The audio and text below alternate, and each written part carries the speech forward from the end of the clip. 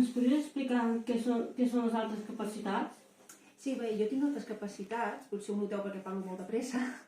Les altres capacitats és un terme amb el qual englobem a aquelles persones que tenen el que se'n diu unes característiques cognitives diferents a la resta de la població.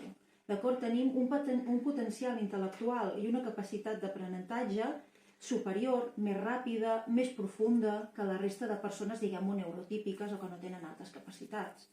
I això fa que aprenguem de manera diferent. Això els passa molt a la gent neurodivergent, no? A l'autisme, per exemple, tenen unes maneres d'aprendre que són diferents que els neurotípics, tenen unes necessitats especials, doncs les altres capacitats igual. És aquelles persones que processen la informació d'una manera i que aprenen d'una manera diferent a la resta.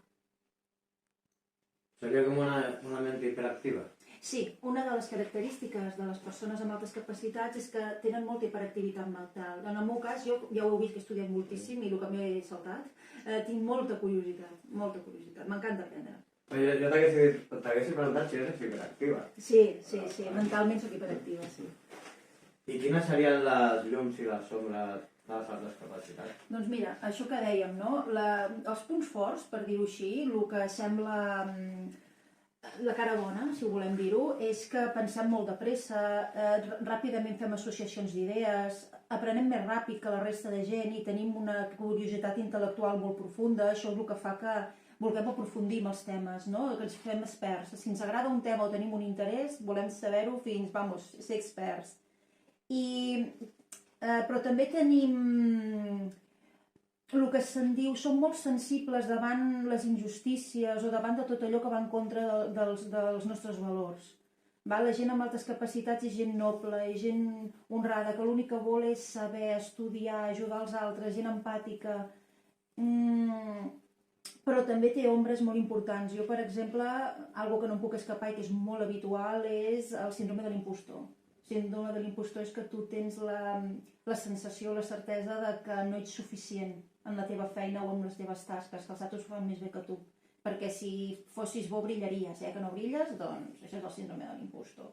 També la impaciència, aprendre més de pressa, fa que la lentitud de les situacions, dels aprenentatges, de les converses, de lo que sigui, et fiqui molt nerviós, perquè ja ho has après, ràpid, tira, endavant.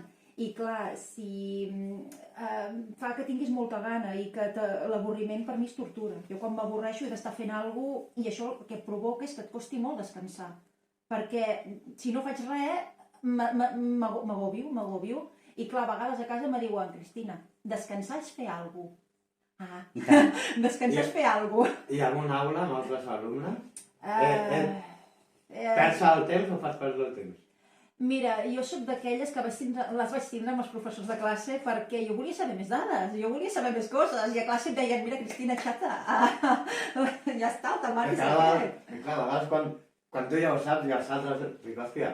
Mira, hi havia un dia, t'ho prometo, jo estava a classe, jo vaig fer batxillerat artístic perquè m'agrada molt l'art, i estava dibuixant, hi havia el professor explicant la lliçó, jo estava dibuixant, i em va dir, a veure, Cristina, què estic dient? I vaig recitar tot el que deia, perquè és que jo podia estar dibuixant i escoltant-lo perquè m'avorria com un ostre. Perquè per mi la classe anava massa a poc a poc. I és així.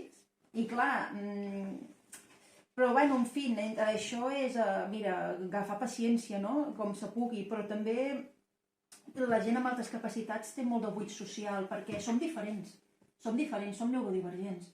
I clar, la societat té uns gustos, té uns valors, té unes aficions que tu no tens. Jo era la rareta de la classe, la que es vestia diferent, la que li agradaven els videojocs, la que li agradava el heavy metal, la diferent. Totes les nenes vestien igual, es pentinaven igual, es maquillaven igual, totes amb noviets, totes amb no sé què, i tenia uns altres interessos i unes altres històries.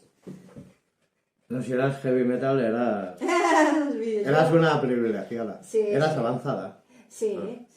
Tantos hombres que... No se podían los Iron Maiden, que es que... No, a mi m'agradava, Marilyn Manson, System of a Down, Slipknot... Sí que m'agradava el rock català, clar que sí, però... Els Aspid. Què? Els Aspid. No, que persones. De Figueres. És metal. Mira, a mi els de Figueres els que m'agraden, a mi són el Sang Traït, LGP, Antimandado...